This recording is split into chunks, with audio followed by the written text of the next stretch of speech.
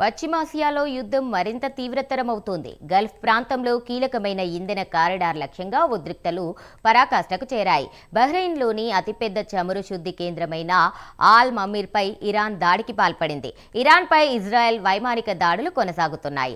Iran అంతటా డజన్ల కొద్దీ పాలన, సైనిక లక్ష్యాలపై ఇజ్రాయెల్ వైమానిక దళం తీవ్రమైన దాడుల తరంగాన్ని కొనసాగిస్తోంది. ఇటీవలి దాడుల్లో భాగంగా ఇజ్రాయెల్ రక్షణ దళాలు Islamic Revolutionary Guard craft drone ప్రధాన కార్యాలయంపై బాంబులు వేశారు. ఈ దాడి ఇరాన్లోని వివిధ సైనిక స్థావరాలు, మిసైల్ ఉత్పత్తి యూనిట్లు, ఎయిర్ డిఫెన్స్ వ్యవస్థలు, ఏరోస్పేస్ సదుపాయాలపై జరుగుతున్న వరుస దాడుల్లో భాగమే.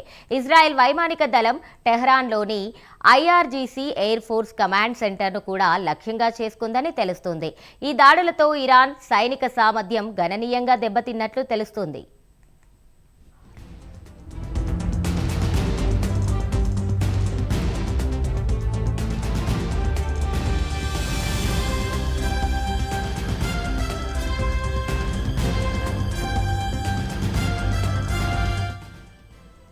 హార్ముజ్ జలసంధి పూర్తిగా స్తంభించింది. ఈ దాడి ప్రభావం కేవలం బహ్రెయిన్ పైనే కాకుండా ప్రపంచ ఇంధన సరఫరా వ్యవస్థపై పడింది.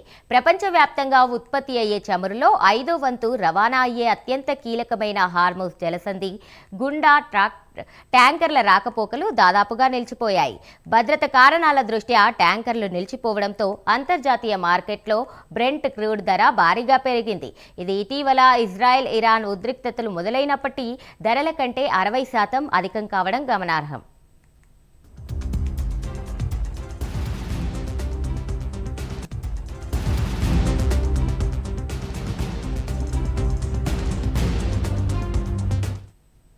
ఇరాన్, ఇజ్రాయెల్, అమెరికా మధ్య ప్రాచ్యంలో జరుగుతున్న యుద్ధం వల్ల పెర్షియన్ గల్ఫ్లోని హార్ముజ్ జలసంధి ద్వారా చమురు సరఫరా ఆగిపోయే ప్రమాదం ఏర్పడడంతో పాకిస్తాన్లో ఇంధన సంక్షోభం తలెత్తింది.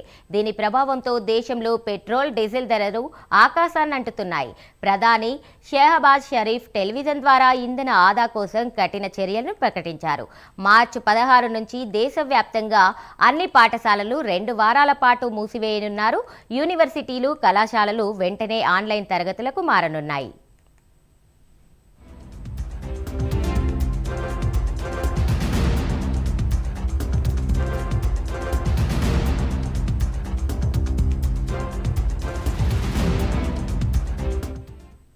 రష్యా అధ్యక్షుడు పుతిన్ ఇరాన్కు మద్దతు ప్రకటించాడు. ఇజ్రాయెల్, అమెరికాలతో చేస్తున్న యుద్ధంలో తమ మిత్ర దేశమైన ఇరాన్కు సంపూర్ణ మద్దతు ఇస్తానని ప్రకటించాడు. టెహ్రాన్కి మాస్కో అండగా ఉంటుందని హామీ ఇచ్చారు. ఇరాన్ నూతన సుప్రీం లీడర్గా ఎన్నికైన ముజ్దాబా ఖమేనీకి అభినందనలు తెలిపారు. తన తండ్రి ఖమేనీ స్థానంలో వచ్చిన ముజ్దాబా ఇరాన్ను మరింత ముందుకు తీసుకెళ్తాడని నమ్ముతున్నట్లు పుతిన్ పేర్కొన్నారు.